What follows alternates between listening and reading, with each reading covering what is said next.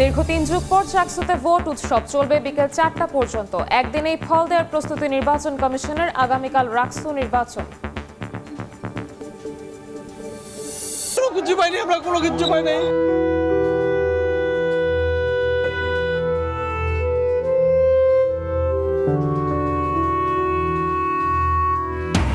মিরপুরে কেমিক্যাল গোডাউনের আগুন নিভলেও এখনো বের হচ্ছে ধোঁয়া। ঢাকা মেডিকেলে ১৬ মরদেহ ডিএনএ নমুনা সংগ্রহের পর আজই স্বজনদের কাছে হস্তান্তর। ঋণ পেতে চাপিয়ে দেওয়া শর্ত মানবে না বাংলাদেশ। আইএমএফ সভায় অর্থ উপদেষ্টা বিদেশিদের সুবিধা দিতে নয়, সেবা নিশ্চিতেই বাড়ানো হলো চট্টগ্রাম বন্দরের শুল্ক, জানালেন সচিব। এবং গভীর সমুদ্র থেকে এখনো ডিম ছাড়তে উপকূলে আসেনি মা ইলিশ, দাবি জেলেদের। নিষেধাজ্ঞার সুফল নিয়ে প্রশ্ন, আসার পথ মুক্ত রাখতেই দেয়া হয় আগেভাগে নিষেধাজ্ঞা, বলছেন গবেষক।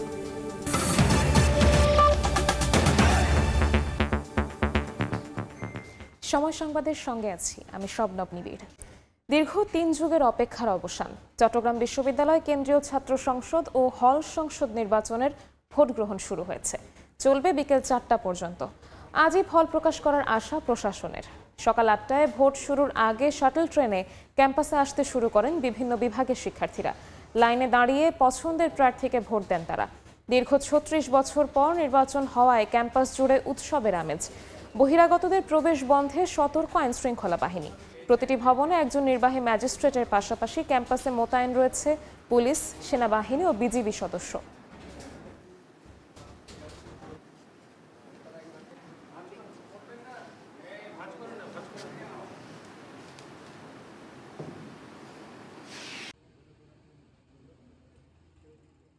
ক্যাম্পাস চারিদিকে ভালো লাগছে, প্রশাসন পাহারা দিচ্ছে, সব দিক দিয়েই ভালো আছে।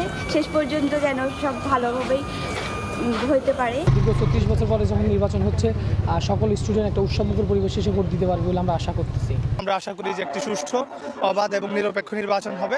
শিক্ষার্থীরাও তাদের যেই অধিকার আদায়ের যেই সংগ্রাম, সেই সংগ্রাম আরও জোরালোভাবে চালাতে পারবে বলে বিশ্বাস করি। আমরা মূলত এখানে নিরাপত্তার বিষয়টা দেখছি। কোনো ধরনের আইডেন্টিফিকেশন ছাড়া, আইডি কার্ড অথবা আদার টাইপ অফ আইডেন্টিফিকেশন ছাড়া যেন বহিরাগত কেউ আসতে না পারে। এটা জাতীয় নির্বাচনের জন্য একটা অনুকূল পরিবেশ তৈরির পূর্বক্ষেত্র হিসেবে, রিহার্সেল হিসেবে বিবেচিত হবে। এই মুহূর্তে চট্টগ্রাম বিশ্ববিদ্যালয়ে আছেন সহকর্মী আলামিন তুষার, শফিকুল আলম, ফেরদৌস লিপি, তারিফ রহমান এবং নিগার মেহেরিন রিনি। সরাসরি প্রথমে যাচ্ছি তুষারের কাছে। তুষার, আমরা যেইখানটায় অবস্থান করছি ইঞ্জিনিয়ারিং অনুষদের একটি কেন্দ্রে, সেই কেন্দ্রে কিন্তু বেশ এই যে যারা রয়েছেন শিক্ষার্থীরা, তারা কিন্তু এখানে ভোট দিচ্ছেন, তাদের জায়গা থেকে সর্বোচ্চ চেষ্টা করছেন তারা ভোট দেওয়ার, এবং শান্তিপূর্ণ পরিবেশেই কিন্তু ভোট গ্রহণ প্রক্রিয়া কিন্তু চলছে। এবং এই হলটিতেই কিন্তু যারা আসলে হেভিওয়েট প্রার্থী, যাদেরকে বলা হচ্ছে ছাত্রদল সমর্থিত ভিপি, 2 ভিপি এবং শিবির সমর্থিত জিএস যে প্রার্থী যিনি রয়েছেন, তারা কিন্তু এখানে ভোট দিচ্ছেন। এবং আমরা এই মুহূর্তে কিন্তু যে শিবির সমর্থিত যেই জিএস প্রার্থী হাবিব, তাকে কিন্তু আমরা দেখতে পাচ্ছি, তিনি কিন্তু এখানে লাইনে দাঁড়িয়েছেন। তিনি কিন্তু সেখান থেকে ধীরে ধীরে অন্যান্য শিক্ষার্থীদের সঙ্গে নিজের যে প্রার্থী হিসেবে তিনি যে লাইন ভঙ্গ করে সামনে আসবেন তেমনটা তিনি করেননি, যদিও সেটা আসলে আমরা গণমাধ্যম কর্মীদের অনুরোধ অনেকেই কিন্তু বলছিলেন যে সামনে আসার জন্য, কিন্তু তিনি সেটা করেননি। এর বাইরেও এখানে কিন্তু বেশ শান্তিপূর্ণ পরিবেশে ভোট গ্রহণ প্রক্রিয়া চলছে, এবং এখানে নির্বাহী ম্যাজিস্ট্রেট যিনি রয়েছেন তারও কিন্তু আমরা অবস্থান দেখছি। তিনি কিন্তু সার্বিক বিষয়গুলো পর্যবেক্ষণ করছেন, তিনি সব জুড়ে রয়েছেন। এবং যেমনটা বলছিলাম যে যেহেতু এবারের ভোট গ্রহণের ক্ষেত্রে আসলে আলাদা করে চট্টগ্রাম বিশ্ববিদ্যালয়ে ছবিযুক্ত ভোটার তালিকা করেছে, সেই জায়গা থেকে একজনের ভোট অন্যজন দেওয়া বা এই ধরনের কোনো ঘটনা বা এই ধরনের কিছু কিন্তু ঘটছে না, এবং সবাই বারবার করে চেক করে কিন্তু এই ভোট গ্রহণ প্রক্রিয়া কিন্তু চলছে। এবং আমরা যে এখান থেকে ওএমআর শিট আলাদা 5টি ওএমআর শিট তারা আসলে নিচ্ছেন, এবং শিক্ষার্থীরা তাদের হাতে পার্মানেন্ট মার্কার দিয়ে যখন দাগ দিয়ে দেওয়া হচ্ছে, যেন তারা আসলে পরবর্তীতে দ্বিতীয়বার ভোট দিতে না পারেন। সব ধরনের স্বচ্ছতা আসলে তারা রয়েছে, এবং পোলিং এজেন্ট যারা রয়েছেন তাদের অবস্থানও কিন্তু এখানে আমরা দেখছি। পোলিং এজেন্টরা কিন্তু এখানে তাদের অবস্থান রেখেছেন, এবং তারা কিন্তু তারা যা অবস্থান নিয়েছেন। এবং যেমনটা বলছিলাম যে এখানে আমাদের গণমাধ্যম কর্মীদের একটা বাড়তি ভিড় দেখা যাচ্ছে, কেননা হলো যে যিনি যেমনটা বলছিলাম যে জিএস প্রার্থীর কথা যেটা বলছিলাম, তিনি কিন্তু বলছিলেন তিনি কিন্তু তার জায়গা থেকে কিন্তু তিনি এই যে ভোট দেওয়ার জন্য তার লাইনে অপেক্ষা করছেন, এবং পোলিং এজেন্টরা কিন্তু করছেন এবং প্রতিটি আলাদা আলাদা যে পোলিং বুথগুলো রয়েছে সেখানে কিন্তু শিক্ষার্থীরা যাচ্ছেন এবং একেবারে পরীক্ষা হলে যে বসে যেরকম বৃত্ত ভরাট করতে হয় সেভাবে কিন্তু তাদেরকে বৃত্ত ভরাট করতে হচ্ছে এবং তারা আসলে বৃত্ত ভরাট করছেন। এর মধ্য দিয়েই কিন্তু তারা আসলে তাদের এই ভোট ভেঙেছেন এবং তারপরে কিন্তু ব্যালট বক্সে কিন্তু তারা আসলে তাদের যেই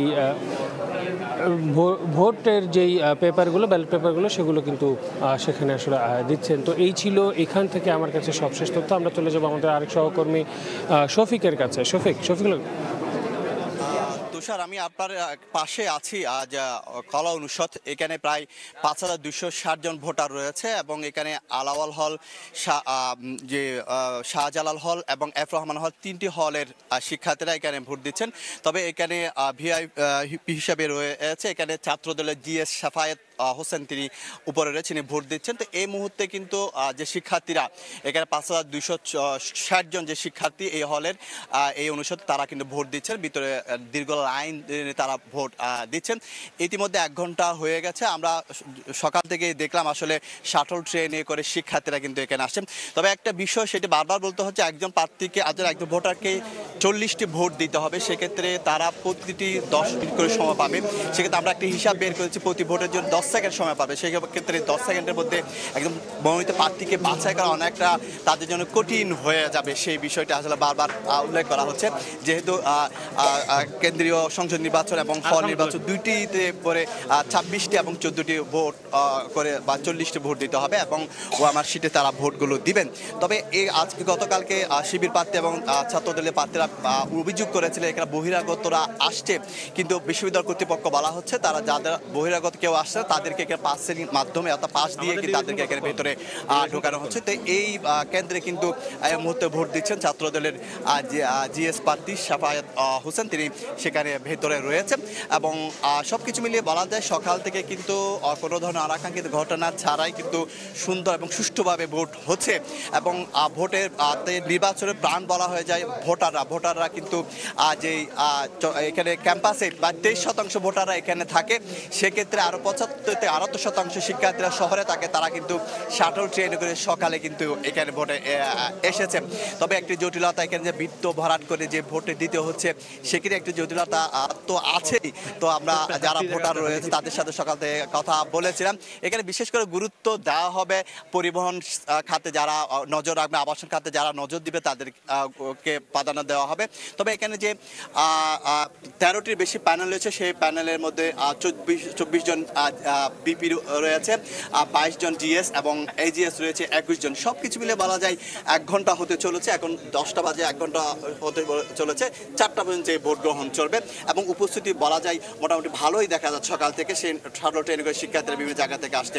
তো এই ছিল আমার কাছে সর্বশেষ তথ্য। আমি এখন চলে যাচ্ছি আমাদের সহকর্মী লিপির কাছে।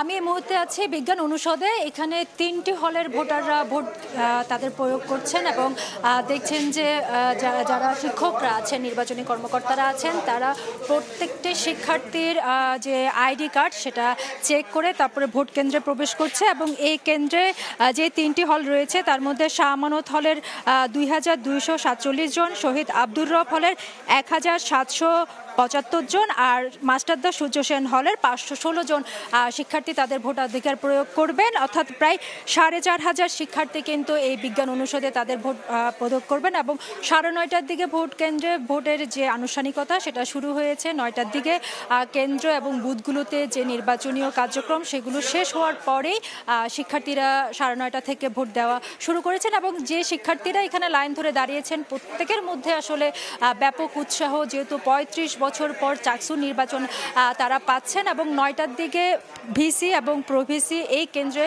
থেকে সর্বপ্রথম যে হল পরিদর্শন, ভোট কেন্দ্র পরিদর্শন সেটা শুরু করেন। এবং ভিসি বলছেন যে প্রত্যেকটা শিক্ষার্থী যেন নির্বিঘ্নে ভোট দিতে আসে সে আহ্বান তিনি জানিয়েছেন। এবং যখন আমরা নিরাপত্তার প্রশ্ন করেছিলাম তিনি বলছেন যে নিরাপত্তার সব ধরনের ব্যবস্থা রয়েছে, তবে সবচেয়ে বড় নিরাপত্তা ব্যবস্থা হচ্ছে যে 27,000 শিক্ষার্থী তারাই কিন্তু আসলে নিরাপত্তা এই যে চাকসু নির্বাচনের, অর্থাৎ এখনো পর্যন্ত বিজ্ঞান অনুষদের যে ভোটের আয়োজন সেটা কিন্তু আমরা দেখছি ব্যাপক উৎসাহ উদ্দীপনা শিক্ষার্থীদের মাঝে, এবং 9:30টায় ভোট শুরু হয়েছে এবং তারা বেশ উৎসাহ নিয়ে ভোট দিচ্ছেন। যারা প্রথম বর্ষের আছেন, যেহেতু তাদের কাছে আইডি কার্ড নাই, তাদের যে ব্যাংক রসিদ সেটা দেখে ভোটার কিংবা যারা শিক্ষার্থীরা প্রবেশ করাচ্ছে, যারা কর্মকর্তারা আছেন আর যারা অন্যান্য শিক্ষার্থী বর্ষের আছেন তাদেরকে আইডি কার্ড দিয়ে কিন্তু ভোট কেন্দ্রে প্রবেশ করাচ্ছেন। তো এই ছিল আমার কাছে বিজ্ঞান অনুষদ থেকে।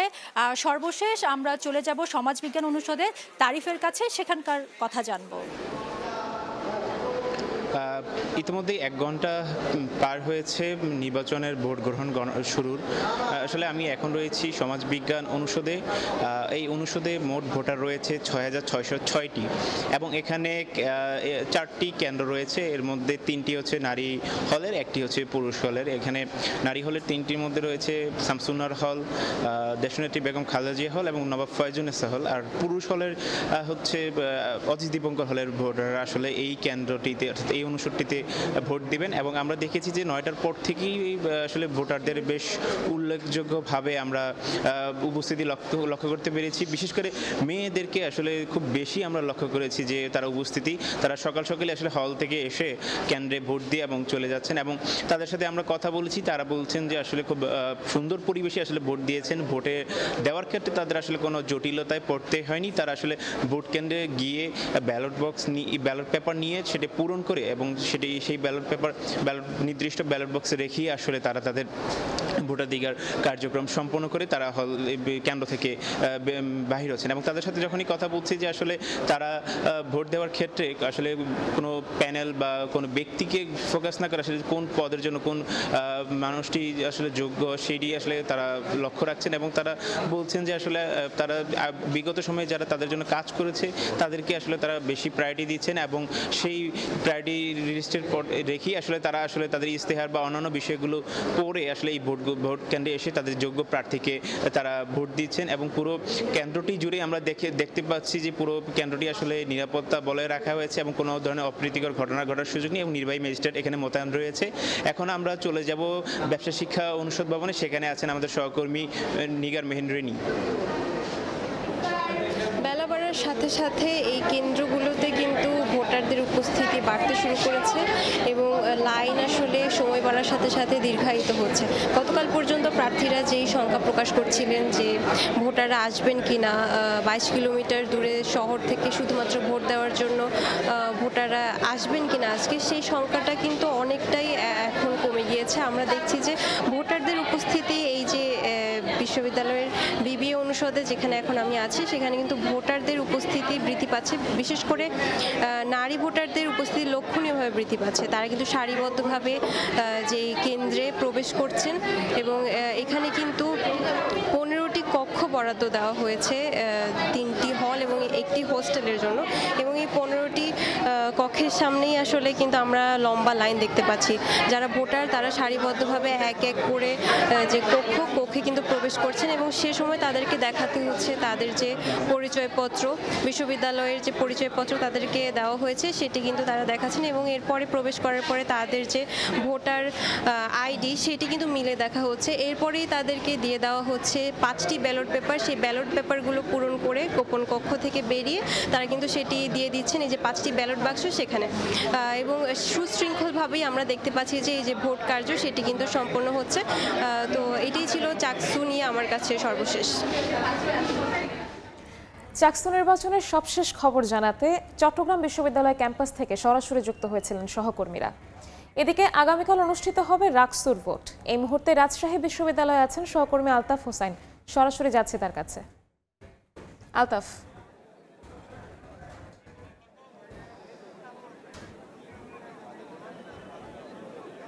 আলতাফ নানা শঙ্কা কাটিয়ে অবশেষে আগামীকাল অনুষ্ঠিত হতে যাচ্ছে রাজশাহী বিশ্ববিদ্যালয় ছাত্র সংসদ, কেন্দ্রীয় ছাত্র সংসদ, সিনেট প্রতিনিধি, ছাত্র প্রতিনিধি এবং হল সংসদ নির্বাচন। এবং সেই নির্বাচন ঘিরে কিন্তু ইতিমধ্যেই আমরা দেখছি যে কঠোর নিরাপত্তার ব্যবস্থা গ্রহণ করা হয়েছে। আমরা এই মুহূর্তে আছি রাজশাহী বিশ্ববিদ্যালয়ের জুবেরি মাঠে, এবং জুবেরি মাঠে আমরা দেখছি যে বিপুল সংখ্যক পুলিশ সদস্যরা কিন্তু এখানে ইতিমধ্যেই হাজির হয়েছে এবং তারা সারিবদ্ধভাবে দাঁড়িয়ে আছেন।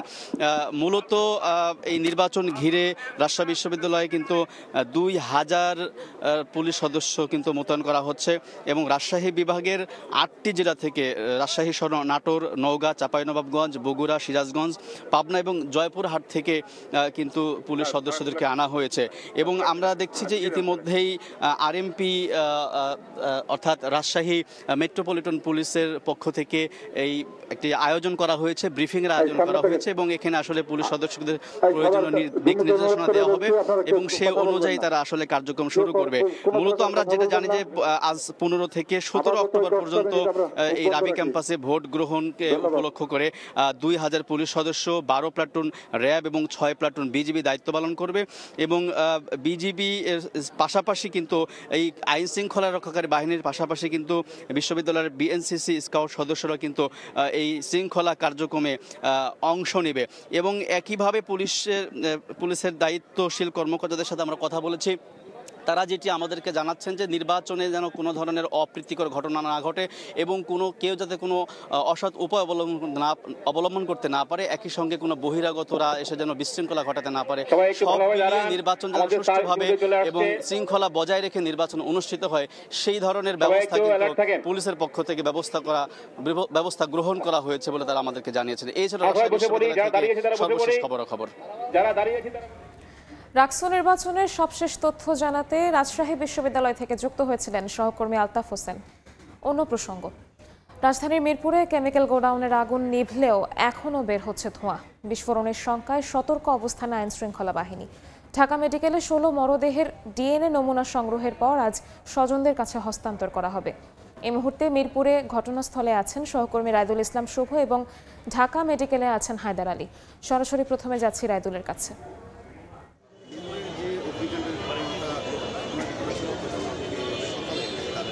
24টি ঘন্টা পেরিয়ে গেছে, এখনও এই যেই রাসায়নিক গুদামটি রয়েছে সেই গুদামে এখনও আগুন জ্বলছে এবং সেই আগুন থেকে কিন্তু ধোঁয়া নির্গত হতে দেখা যাচ্ছে। আমরা ফায়ার সার্ভিসের পক্ষ থেকে যেমনটা আসলে জানতে পেরেছি, তারা যেমনটা বলছেন যে এই ধোঁয়াটি মূলত আসলে এই কার্বোহাইড্রেট অক্সাইড, ব্লিচিং পাউডার এবং ক্লোরাইড সোডা যেগুলো ছিল সেগুলো সমন্বিত হয়ে একটি ক্লোরিন গ্যাস সৃষ্টি হয়েছে এবং সেই গ্যাসটি সৃষ্টি হওয়ার কারণে আসলে এই ধোঁয়াটি নির্গত হচ্ছে এবং বারবার আসলে থেমে থেমেই জ্বলছে, থেমে থেমে আসলে সেটি আবার নিভে যাচ্ছে। তো মূলত এই পুরো গ্যাসটি নির্গত না হওয়া পর্যন্ত তারা এই রাসায়নিক গুদামের ভেতরে প্রবেশ করতে পারছেন না এবং তারপরে আসলে তাদের কার্যক্রম সেটি শুরু করবে। পুরোপুরি নিভে গেলে তাদের যে কার্যক্রম সেটি শুরু করবেন বলে যেমনটা আসলে বলছেন। তা এই গ্যাসটি কতটা ভয়াবহ আসলে যে বিষয়টা বলছেন যে কোনো মানুষের শরীরের সংস্পর্শে আসলেই সেই জায়গাটি জ্বালাপোড়ার সৃষ্টি সহ মানে ফুসফুসে গিয়ে কিন্তু ব্যাপক আকারে ক্ষতি সাধারণ হতে পারে বলতে বারবার করে আসলে ফায়ার সার্ভিসের কর্মকর্তা নিরাপদ দূরত্বে সবাইকে থাকতে বলা হচ্ছে এবং এটির আইনে যেটি বলা হচ্ছে যে 800 থেকে প্রায় 1 কিলোমিটার দূরত্বে যেখানে এই গ্যাসটি নির্গত হবে সেখান থেকে কিন্তু মানুষকে দূরে থাকতে হবে। অথচ এখানকার যারা উৎসুক জনতা আছেন তারা কিন্তু প্রায় এটার কাছাকাছি চলে আসছে এবং এই ধোঁয়ার কারণে আজকে সকালে যেমনটি ঘটেছে আমরা দেখতে পেয়েছি যে পাশে একটি গার্মেন্টস সকালের দিকে খোলার চেষ্টা করা হয়েছিল এবং অনেক কর্মীরা কিন্তু সেখানে কাজের উদ্দেশ্যে কিন্তু এসেছিলেন। সেখানে এসে তারা বেশ কয়েকজন কর্মীরা কিন্তু বেশ কয়েকজন অসুস্থ হয়ে পড়েন এবং তাদেরকে বেশ কয়েকজনকে পার্শ্ববর্তী হাসপাতালে এবং অনেকে বাসাতে নিয়ে যাওয়া হয়। তো এক কথায় এখনও জ্বলছে সেই আগুনটি এবং সেটা ধোঁয়া নির্গত হচ্ছে। একেবারে পরিপূর্ণ নিভে গেলে তারা ফায়ার সার্ভিসের কর্মকর্তারা ভেতরে প্রবেশ করে তাদের যেই রুদামের অভিযান সেটি শুরু করবেন। তো এই ছিল আমার কাছে মিরপুরের থেকে সবশেষ। আমরা একটু যেতে চাই ঢাকা মেডিকেল হাসপাতাল, সেখানে আছেন আমাদের সহকর্মী হায়দার।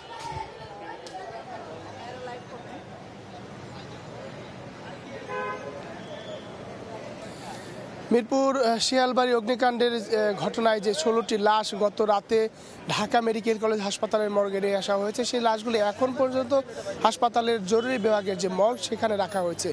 আজকে এখন পর্যন্ত এখানকার তথ্য হচ্ছে গিয়ে 16টি লাশের মধ্যে গত রাতে 9টি লাশ তাদের স্বজনরা প্রাথমিকভাবে শনাক্ত করেছে এবং আজকে সকালে আরও একটি লাশ জয় নামের একটি লাশের প্রাথমিকভাবে শনাক্ত করে। এই এখন পর্যন্ত এই হাসপাতাল মর্গ সূত্রে আমরা জানতে পেরেছি যে লাশের পরিচয় শনাক্তের জন্য যে আইনি প্রক্রিয়া, সেই প্রক্রিয়া এখন পর্যন্ত শুরু হয়নি, অর্থাৎ লাশগুলো এখনও মর্গে রয়েছে। সংশ্লিষ্ট থানা পুলিশ আসার পর সেই লাশগুলো সুরতহাল প্রতিবেদন তৈরি করবে এবং পরবর্তীতে তাদের স্বজনদের সাথে কথা বলে তাদের পরিচয় শনাক্ত করবে। এখানকার মর্গ সূত্র বলছে যে এই লাশগুলো এতটা পুড়ে গেছে যে তাদের শরীর বা চেহারা দেখে স্বাভাবিকভাবে তাদের পরিচয় শনাক্ত করা আসলে সম্ভব নয়। অনেকেই যারা এখন পর্যন্ত 10টি লাশ প্রাথমিকভাবে শনাক্ত করেছে স্বজনরা, তারা মূলত এই লাশগুলোর পরনের পোশাকের অংশ অথবা হাতের ঘড়ি, আংটি, গলার চেইন, এইসব জিনিসপত্র দেখে মূলত তারা প্রাথমিকভাবে পরিচয় শনাক্ত করছে। তবে এই প্রক্রিয়াটা আরও স্বাভাবিক হবে কিছুক্ষণ পর, যতক্ষণ থানা পুলিশ আসবে তারা সুরতহাল প্রতিবেদন তৈরি করবে। পরবর্তীতে লাশগুলো এখান থেকে পাঠানো হবে ঢাকা মেডিকেল কলেজের যে মর্গ রয়েছে সেই ফরেন্সিক মেডিসিন বিভাগের মর্গে। সেখানে দুপুর নাগাদ লাশগুলোর ময়নাতদন্ত হবে। সেখানে ময়নাতদন্তের মাধ্যমে লাশগুলোর পরিচয় শনাক্তের জন্য ডিএনএ নমুনা সংগ্রহ করা হবে এবং ডিএনএ নমুনা সংগ্রহের পর সেগুলো সিআইডি ল্যাবে পাঠানো হবে। পরবর্তীতে এই লাশের বিপরীতে যেন যদি কোনো বাড়তি দাবিদার আসে, সেই ক্ষেত্রে এই ডিএনএ নমুনা ম্যাচ করার মাধ্যমে তাদের পরিচয় শনাক্ত করা হবে। তো এই ঘটনায় এখন পর্যন্ত 16টি লাশ ঢাকা মেডিকেলের মর্গে রয়েছে। এদের মধ্যে 10টি লাশ স্বজনরা প্রাথমিকভাবে শনাক্ত করেছে, পরবর্তীতে তাদের পরিচয় শনাক্ত করা হবে এবং লাশগুলো স্বজনদের কাছে হস্তান্তর করা হবে। তো এই ছিল আমার কাছে সবশেষ তথ্য। আমরা সরাসরি যুক্ত ছিলাম ঢাকা মেডিকেলে, তার আগে ছিলাম মিরপুর এলাকায়। জুলাই হত্যাযজ্ঞের পৃথক 7 মামলায় আনিসুল হক, সালমান এফ রহমান, রাশেদ খান মেনন সহ 45 জনকে আন্তর্জাতিক অপরাধ ট্রাইব্যুনালে হাজির করা হয়েছে। এই মুহূর্তে ট্রাইব্যুনালে আছেন সহকর্মী আফজাল হোসেন, সরাসরি যাচ্ছি তার কাছে। আফজাল, জুলাই আগস্টের হত্যাযজ্ঞের 7 মামলায় আজকে শুনানির দিন ধার্য রয়েছে। এর মধ্যে একটি মামলা শুনানি হবে আন্তর্জাতিক অপরাধ ট্রাইব্যুনাল 2, আর বাকি 6টি মামলা শুনানির দিন ধার্য রয়েছে আন্তর্জাতিক অপরাধ ট্রাইব্যুনাল 1-এ। এর মধ্যে 2 নম্বর মামলা ট্রাইব্যুনালের, যে মামলার প্রধান আসামি ওবায়দুল কাদের, যিনি পলাতক রয়েছেন। এই মামলায় যারা আসামি রয়েছেন তাদেরকে এরই মধ্যে আন্তর্জাতিক অপরাধ ট্রাইব্যুনালে হাজির করা হয়েছে, তাদেরকে রাখা হয়েছে ট্রাইব্যুনালের গারদখানায়। এই ওবায়দুল কাদেরের এই মামলায় যাদেরকে হাজির করা হয়েছে তাদের মধ্যে রয়েছেন সাবেক আইনমন্ত্রী আনিসুল হক, ফারুক খানকে হাজির করা হয়নি, তিনি অসুস্থ, হাসপাতালে ভর্তি রয়েছেন। হাজির করা হয়েছে দীপুমণি, রাশেদ খান মেনন, হাসানুল হক কিনু, জুনায়েদ আহমেদ পলক, সাবেক প্রধানমন্ত্রী শেখ হাসিনার উপদেষ্টা তৌফিক ইলাহি চৌধুরী, সালমান এফ রহমান, আওয়ামী লীগ নেতা আব্দুর রাজ্জাক, শাহজাহান খান, কামাল আহমেদ মজুমদার, গোলাম দস্তগীর গাজী, তারপরে হচ্ছে সাবেক বিচারপতি শামসুদ্দিন চৌধুরী মানিক এবং সাবেক সচিব ছিলেন জাহাঙ্গীর আলম, তাকেও হাজির করা হয়েছে। একই সঙ্গে আমির হোসেন আমুকে হাজির করা হয়েছে, অ্যাডভোকেট কামরুল ইসলামকে হাজির করা হয়েছে। তারপরে হচ্ছে হাজি সেলিমের ছেলে, তাকেও ট্রাইব্যুনালে হাজির করা হয়েছে। এছাড়া আরেকটি মামলায় 3 জনকে হাজির করা হয়েছে। এরকম আমরা যতটুকু তথ্য পেয়েছি যে 47 জনকে আন্তর্জাতিক অপরাধ ট্রাইব্যুনালে হাজির করা হয়েছে। তাদের মামলার আজকে তদন্ত প্রতিবেদন দাখিলের দিন ধার্য রয়েছে। প্রসিকিউশন বলছে তারা সময় আবেদন করবে। বিশেষ করে ওবায়দুল কাদের সহ যে মামলা তদন্ত চলছে, এই মামলার প্রসিকিউশন এর আগে জানিয়েছিল ওবায়দুল কাদের এই মামলার প্রধান আসামি হবেন। তার সঙ্গে থাকবেন ছাত্রলীগের সভাপতি সেক্রেটারি, যুবলীগের সভাপতি সেক্রেটারি এবং স্বেচ্ছাসেবক লীগের সভাপতি সেক্রেটারি।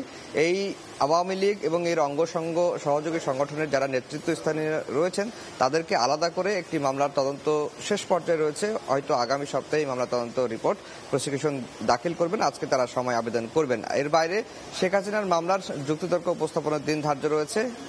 প্রসিকিউশনের তরফ থেকে বলা হচ্ছে যে আজকেই তারা আশা করছেন বা তারা ধারণা করছেন যে আজকে তাদের পক্ষ থেকে যে যুক্তিতর্ক উপস্থাপন সেটি শেষ হবে। আর প্রসিকিউশনের যুক্তিতর্ক উপস্থাপন শেষ হলে এরপরে স্টেট ডিফেন্স শেখ হাসিনা এবং আসাদুজ্জামান খান কামালের পক্ষে, যিনি নিয়োগপ্রাপ্ত, তিনি যুক্তিতর্ক উপস্থাপন শুরু করবেন। এরপরে পাল্টা যুক্তিতর্ক হবে, এরপরে এই মামলাটি রায়ের দিকে এগিয়ে যাবে। তো এই ছিল আন্তর্জাতিক অপরাধ ট্রাইব্যুনাল থেকে আমার কাছে সবশেষ খবর।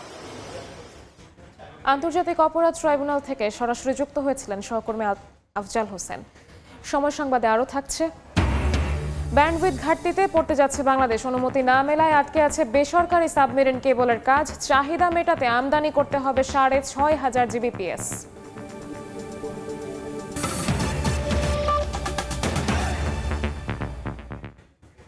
3 দিনের ইতালি সফর শেষে দেশে ফিরলেন প্রধান উপদেষ্টা ডক্টর মোহাম্মদ ইউনূস। সকাল 8টায় প্রধান উপদেষ্টাকে বহনকারী বিমান বাংলাদেশ এয়ারলাইন্সের একটি ফ্লাইট হজরত শাহজালাল আন্তর্জাতিক বিমানবন্দরে পৌঁছায়। এর আগে স্থানীয় সময় সন্ধ্যা 7:30টার দিকে ঢাকার উদ্দেশ্যে রওনা দেন তিনি। বিশ্ব খাদ্য সংস্থার অনুষ্ঠানে সোমবার উদ্বোধনী অনুষ্ঠানে প্রধান বক্তা হিসেবে বক্তব্য রাখেন প্রধান উপদেষ্টা। ক্ষুধা ও দারিদ্র্যমুক্ত বিশ্ব গড়তে 6 দফা প্রস্তাবনা তুলে ধরেন। মূল বেতনের 20% হারে বাড়ি ভাড়া ভাতা বৃদ্ধির দাবিতে কেন্দ্রীয় শহীদ মিনারে টানা 4র্থ দিনের মতো অবস্থান কর্মসূচি পালন করছেন আন্দোলনরত এমপিওভুক্ত শিক্ষকরা। সেখানে আছেন সহকর্মী স্বপন আহমেদ। সরাসরি যাচ্ছে তার কাছে। স্বপন, গত রোববার থেকে শিক্ষকদের এই আন্দোলন শুরু হয়েছে। টানা 4র্থ দিনও চলছে শহীদ মিনারে শিক্ষকদের এই আন্দোলন। গতকালকে তাদের যে আন্দোলনটি ছিল, অর্থাৎ তারা আলটিমেটাম দিয়েছিলেন যে গতকালকে দুপুরের মধ্যে তাদেরকে যদি এই প্রজ্ঞাপন জারি করা না হয় তাহলে তারা সচিবালয় অভিমুখে যাত্রা শুরু করবে। অর্থাৎ তাদের কর্মসূচিটি ছিল মার্চ টু সচিবালয়, এবং সেই কর্মসূচিতে যাওয়ার সময় কিন্তু দুঃখিত শিক্ষা ভবনের সামনে তাদেরকে কিন্তু আটকিয়ে দেওয়া হয় এবং বাধার মুখে পেরে তারা সেখান থেকে চলে এসে আবারও 4র্থ দিনের মতো আজকে শহীদ মিনারে অবস্থান করছেন। তারা তাদের যে সুনির্দিষ্ট দাবি রয়েছে, অর্থাৎ 20% বাড়ি ভাড়া বৃদ্ধি এবং 15% চিকিৎসা ভাতা এবং উৎসব ভাতা 75% যে বৃদ্ধির যে দাবিগুলো তাদের রয়েছে, সেই দাবি দিয়ে এখনো কিন্তু অনড় অবস্থানে তারা রয়েছেন। তারা বলছেন যে যতক্ষণ পর্যন্ত তাদের এই দাবি নিয়ে আসলে প্রজ্ঞাপন জারি না হবে ততক্ষণ পর্যন্ত তাদের এই আন্দোলন বা কর্মসূচি তারা চালিয়ে যাবে। তারা গতকালকেই বলেছেন যে আজকে দুপুর 12টার মধ্যে যদি তাদের এই যে দাবি, সেই দাবি মেনে নিয়ে প্রজ্ঞাপন জারি না হয় তাহলে তারা দুপুরের পর অর্থাৎ 12টার পরে শাহবাগে তারা অবরোধ কর্মসূচি পালন করবেন। এই ধারা কিন্তু সেই রোববার থেকে আমরা দেখতে পেয়েছি, কেননা রোববার যখন তারা এই আন্দোলন নিয়ে আসলে শাহবাগে অবস্থান করছিলেন তখন পুলিশের সাথে তাদের একটি ঝামেলা হয় এবং তখনই আসলে তারা এই কর্মসূচি ধীরে ধীরে আগে নিতে থাকেন এবং অনড় যে অবস্থান সেটি ধরে রেখেছেন। অর্থাৎ তাদের পক্ষ থেকে গতকালকেই বলা হয়েছে, আজকেও কিছুক্ষণ আগেই তারা ঘোষণা দিয়েছেন যে যদি দুপুরের মধ্যে তাদের এই নিবন্ধন প্রজ্ঞাপন আকারে জারি না হয় তাহলে তারা দুপুরের পর শাহবাগে অবস্থান কর্মসূচি পালন করবে। এখন পর্যন্ত এই ছিল শিক্ষকদের যে কর্মসূচি, সেখান থেকে সবশেষ অবস্থা। রাজধানীর শহীদ মিনার এলাকা থেকে সরাসরি যুক্ত হয়েছিলেন সহকর্মী স্বপন আহমেদ। আইএমএফের চাপিয়ে দেওয়া শর্তে ঋণ নিতে আর কোনো নথি স্বীকার করবে না বাংলাদেশ, এমনটাই জানিয়েছেন অর্থ উপদেষ্টা। বিশ্বব্যাংক আইএমএফের বার্ষিক সম্মেলনে দ্বিতীয় দিনে ব্রিফিংয়ে তিনি কথা বলেন। করোনা পরবর্তী অর্থনৈতিক ধাক্কায় রিজার্ভের ধারাবাহিক পতন শুরু হলে 2022 সালে নানা শর্তে আইএমএফের সঙ্গে $470 কোটি ঋণ চুক্তি করে বাংলাদেশ। পরে 2024-এর অভ্যুত্থান পর ক্ষমতায় এসে আরও $80 কোটি ঋণ চুক্তি করে অন্তর্বর্তী সরকার। একই সঙ্গে বাড়তে থাকে সংস্কার প্রশ্নে দাতা সংস্থার নানা শর্ত। কিন্তু বর্তমান প্রেক্ষাপটে রেমিটেন্স ও প্রবাসী আয়ের চমকে সক্ষমতার জানান দিচ্ছে বাংলাদেশের অর্থনীতি। ফলে ঋণের বাকি অর্থ পেতে আইএমএফের চাপিয়ে দেয়া কোনো শর্ত মানবে না বাংলাদেশ। আইএমএফের বার্ষিক সভায় যোগ দিয়ে সাংবাদিকদের এ কথা জানান অর্থ উপদেষ্টা ডক্টর সালেউদ্দিন আহমেদ। আইএমএফের যে বহু রকম শর্ত যদি আবার দেয় বা বহু রকম ইসে করে, আমরা ডেফিনেটলি এখন একটু আমরা সেকেন্ড লুক দেব, আমরা বাজেট সাপোর্ট নিতে হবে কিনা। আমরা আইএমএফের বিভিন্ন শর্তে যেটা আমাদের জন্য খুব ফ্রেন্ডলি না, আমরা ওদিকে যাব না। বার্ষিক সম্মেলনের দ্বিতীয় দিনে বেশ কয়েকটি গুরুত্বপূর্ণ বৈঠকে অংশ নেন সরকারের প্রতিনিধিরা। ব্রিফিংয়ে অর্থ সচিব জানান, রপ্তানিকারকদের সহায়তা দিতে ইডিএফ এর জন্য বিশেষ তহবিল গঠনে অর্থ সহায়তা দেবে বিশ্বব্যাংকের সহযোগী সংস্থা মিগা। আমাদের যে ইডিএফ এক্সপোর্ট ডেভেলপমেন্ট ফান্ড, এটা তো সরকারের রিজার্ভ থেকে যাচ্ছে, এই জন্য রিজার্ভের উপরে যাতে চাপ না পড়ে, এখানে আমরা প্যারালালি আমি মিগার সাথে কথা বলেছিলাম মিগা আমাদেরকে $500 মিলিয়ন দিবে বা ফাইন্যান্স ডিভিশনকে দিবে বাজেট সাপোর্ট হিসেবে, ফাইন্যান্স ডিভিশন অন লেন্ডিং করবে বাংলাদেশ ব্যাংকে। ওইটার মাধ্যমে আমরা এক্সপোর্ট ডেভেলপমেন্ট ফান্ডের আলাদা একটা বাংলাদেশ রিজার্ভের উপরে চাপ না পড়ে যেন এইভাবে ডেভেলপ, এটা নিয়ে আলোচনা চলছে। এ সময় এক প্রশ্নের জবাবে অর্থ উপদেষ্টা জানান, কোনো বিশেষ গ্রুপকে সহায়তা দিতে নয়, বরং সেবার মান বৃদ্ধি করতেই চট্টগ্রাম বন্দরের শুল্ক বাড়ানো হয়েছে। অন্তর্বর্তী সরকার মেয়াদে বাংলাদেশের অর্থনৈতিক যে প্রবৃদ্ধি, সেই প্রেক্ষাপটে প্রতি মাসে $3 থেকে $4 বিলিয়ন প্রবাসী আয়ের পাশাপাশি রপ্তানি আয়ে আরও কিছুটা গতি বাড়ানো গেলে বিদেশি দাতা সংস্থার ঋণ নির্ভরতা থেকে বাংলাদেশ অনেকটাই বেরিয়ে আসবে বলে মনে করছেন বাংলাদেশ সরকারের প্রতিনিধিরা। ওয়াশিংটন ডিসি থেকে কাজল আব্দুল্লাহ, সময় সংবাদ, যুক্তরাষ্ট্র। ইলিশের প্রজনন মৌসুমের শুরুতেই নিষেধাজ্ঞার সময় নিয়ে প্রশ্ন তুলেছেন জেলেরা। বিশেষজ্ঞরা বলছেন, শুধু ডিম ছাড়ার জন্য নয়, নিষেধাজ্ঞার সময় বাড়ানো হয়েছে মা ইলিশ আসা ও ডিম ছাড়ার পরিবেশ তৈরির জন্য। M A আজিমের report. সমুদ্র ও উপকূলের অভয়াশ্রমে মা ইলিশ রক্ষায় চলছে 22 দিনের নিষেধাজ্ঞা। তবে প্রশ্ন উঠেছে নিষেধাজ্ঞার সঠিক সময় নিয়ে। নিষেধাজ্ঞার আগ মুহূর্ত পর্যন্ত যেসব ইলিশ ধরা পড়েছে তাতে ডিমওয়ালা ইলিশ বা মা ইলিশ ছিল না বলে দাবি জেলেদের। এর মধ্যে একটা মাছের পেটেও ডিম পেই নাই, তাই অবরোধ শেষে পরে তো ডিম হইবে। সরকার কি জন্য জবরদস্ত দিচ্ছে এইটাই বলতে পারি না। অধিকাংশ জেলেই বলছে গভীর সমুদ্র থেকে এখনও ডিম ছাড়তে উপকূলে আসেনি মা ইলিশ, বরং নিষেধাজ্ঞা শেষে ধরা পড়বে ডিমওয়ালা ইলিশ, যা নিষেধাজ্ঞার সুফল নিয়ে সংশয় তৈরি করছে। অবরোধ শেষ হওয়ার পর দেখা যাবে অনেক মাছই ডিম। আমাকে যে অবরোধ দিয়ে বই রাখলে আমাকে এই ক্ষতিটা কেন করলে। পরিসংখ্যান বলছে নিষেধাজ্ঞার সময় শতভাগ ডিম ছাড়তে পারে না মা ইলিশ। নিষেধাজ্ঞার সময় বাড়ানোতে ডিম ছাড়ার পরিমাণ 35% থেকে বেড়ে বর্তমানে 52% এসে পৌঁছেছে। নিষেধাজ্ঞার সঠিক সময় নিয়ে প্রশ্নের জবাবে ইলিশ গবেষকরা বলছেন, নিষেধাজ্ঞার 22 দিনই ইলিশের ডিম ছাড়ার জন্য নির্ধারণ করেন না তারা। ইলিশগুলো যে অঞ্চলে ডিম ছাড়বে ওই অঞ্চলে আগে তাদের এসে পৌঁছাতে হবে। এই পৌঁছানোর জন্যে তারা পেটে পুরোপুরি ডিম আসুক আর না আসুক, একটা পূর্ণিমার সামনে তার কয়েকদিন আগে থেকে 7ই অক্টোবর পূর্ণিমা, তার 3 দিন আগে অর্থাৎ 4 অক্টোবর থেকে এটা নির্ধারণ করা হয়েছে, তাদেরকে এই জায়গায় আসতে হবে। মৎস্য অধিদপ্তর বলছে, শুধু গবেষক নয়, জেলে থেকে শুরু করে সংশ্লিষ্ট সবার পরামর্শই নিয়ে থাকেন তারা। এই যে টাইমটা 22 দিন, এটিকে সর্বোচ্চ সময় বলে বিবেচনা করা হয়েছে, বিধায় এই টাইমটা এখানে করা হয়েছে। এবছরও শতভাগ নয়, মা ইলিশের 60% ডিম ছাড়ার লক্ষ্যমাত্রা নির্ধারণ করা হয়েছে। তাই নিষেধাজ্ঞার শেষ সপ্তাহেও যদি মা ইলিশ আসে ও ডিম ছাড়ে, তাতেও লক্ষ্যমাত্রা পূরণ করা সম্ভব। এম এ আজিম, সময় সংবাদ, ঢাকা। যুদ্ধবিরতির চুক্তি লঙ্ঘন করে গাজা সিটি সহ বিভিন্ন জায়গায় দখলদার বাহিনীর হামলায় অন্তত 9 জন নিহত হয়েছেন। হামলার মধ্যে আরও 4 ইসরায়েলি জিম্মির মরদেহ হস্তান্তর করেছে ফিলিস্তিনের স্বাধীনতাকামী সংগঠন হামাস। আশ্বস্ত করার পরও হামাস নিজে থেকে নিরস্ত্র না হলে বল প্রয়োগের হুঁশিয়ারি দিয়েছেন মার্কিন প্রেসিডেন্ট। যুদ্ধবিরতি চুক্তিতে যে পরিমাণ ত্রাণবাহী ট্রাক প্রবেশের অনুমতি দেওয়ার কথা বলা হয়েছে, এখন তার অর্ধেক ট্রাক গাজায় প্রবেশ করতে দেওয়া হবে বলে জাতিসংঘকে জানিয়েছে ইসরায়েল। সময় সংবাদের শীর্ষ সংবাদগুলো জানিয়ে দিচ্ছি আরও একবার। দীর্ঘ 3 যুগ পর চাকসুতে ভোট উৎসব চলবে বিকেল 4টা পর্যন্ত। একদিনেই ফল দেওয়ার প্রস্তুতি নির্বাচন কমিশনের। আগামীকাল রাকসু নির্বাচন। মিরপুরে কেমিক্যাল গোডাউনের আগুন নিভলেও এখনও বের হচ্ছে ধোঁয়া। ঢাকা মেডিকেলে 16 মরদেহ। ডিএনএ নমুনা সংগ্রহের পর আজই স্বজনদের কাছে হস্তান্তর।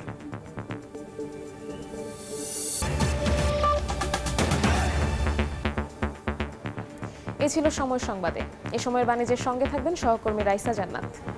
ধন্যবাদ নিবিন। এ সময়ের বাণিজ্য নিয়ে ফিরছি কিছুক্ষণ পরেই, সঙ্গেই থাকুন সময়ের।